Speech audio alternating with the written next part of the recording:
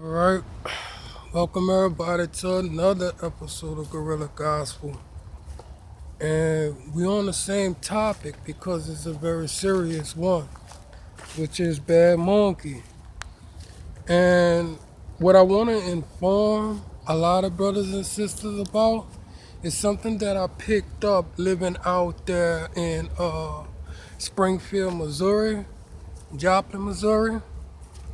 You know, this is this is this is really deep and this is really serious, and I want y'all to understand how our stupidity gets us so caught up to where we left with our family members nurturing our asses after we didn't listen and just stayed in school. Everybody wants to be this pimp or thug or whatever, gangbanger, you dig, dope dealer. I got this piece of house and it ain't much, but it's mine. And I take care of it as much as I can. But here's the deal. Springfield, Missouri, they got this thing called fishing. It's a game that a lot of evil people play there in Joplin. And this is where they will get these little young girls on the internet and they will fish for little absent-minded brothers. See, they play these Bible games. And see, in the Bible, it says how a woman would sit in the window of her house and call the first dude that's passing by. Just don't know that he's going into a den full of debt.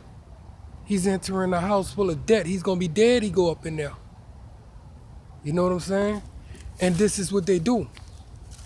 And so as they'll get you on this internet and like show you pictures and get you all aroused and everything, they'll get you to come from, they target these states, Memphis, St. Louis especially St. Louis. This is what I come to find out.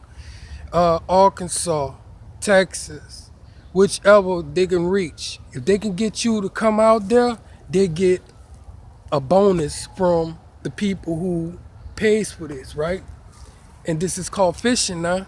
And what they'll do once they get you out there is, first they'll try to learn your lingo, your talents or whatever you learned in the hood.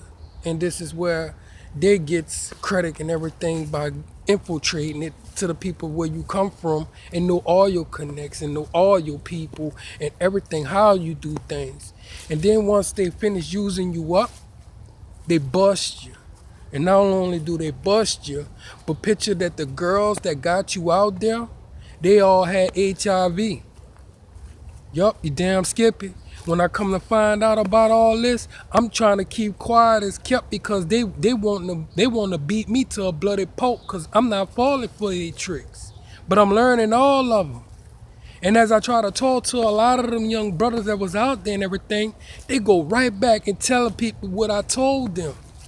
And I'm like, that's why I don't even much deal with these old sucker ass dudes, bro. You know? They Uncle Toms. But at the same time, you heard me? There was a lot of white folks that was out there trying to help also. But mainly all of them are in on this situation. And this is what they'll do. Not only did you catch HIV and all that stuff, but they get you busted by and even white dudes and everything get busted like this too. The woman would just bust out that you hit her or something like that, and you going to jail for 5 years, boy. They try to get me caught up 5 years on some charge saying that I hit some little broad, what really was my wife at the time, but we was split up, and her and my girlfriend got into it. They come way to St. Louis with bounty hunters and had me transported out there for a charge that they never put on the books. 4 months ago that happened. Never put it on trial or no charge. I didn't even know what I was in jail for. But they were trying to give me 5 years unless I popped up with an attorney. I had to spend $3,000 just for an attorney to say I'm here for Tyrone. Not no evidence that I didn't do this or nothing, get my money back or anything like that.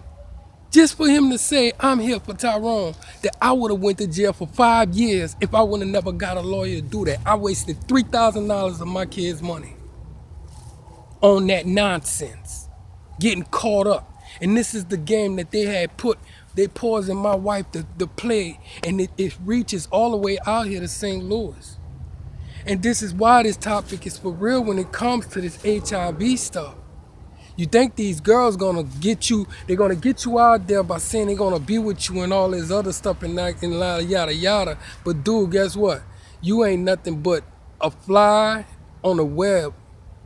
You got caught up in the trap. You go ahead out there if you want. All right? And a lot of them that I seen that was they was bragging about how they ran this train on these girls and everything. And I'm like, boy, this girl got HIV.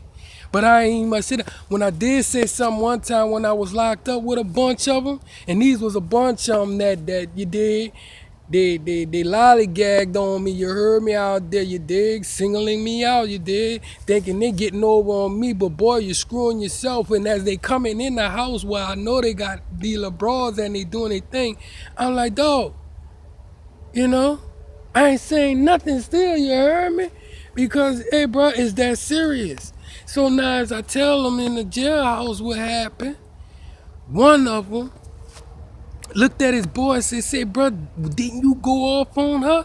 And he was like, he ain't say nothing. Before you knew it, he got sent to the hole from sneaking one of them boys up in there, you heard me, just to go to the hole as an excuse to get away and try to figure out what he gonna do.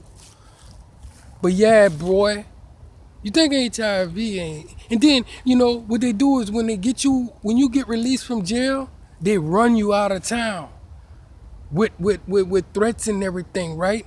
Especially if you've been charged with hitting one of their girls or whatever. But you don't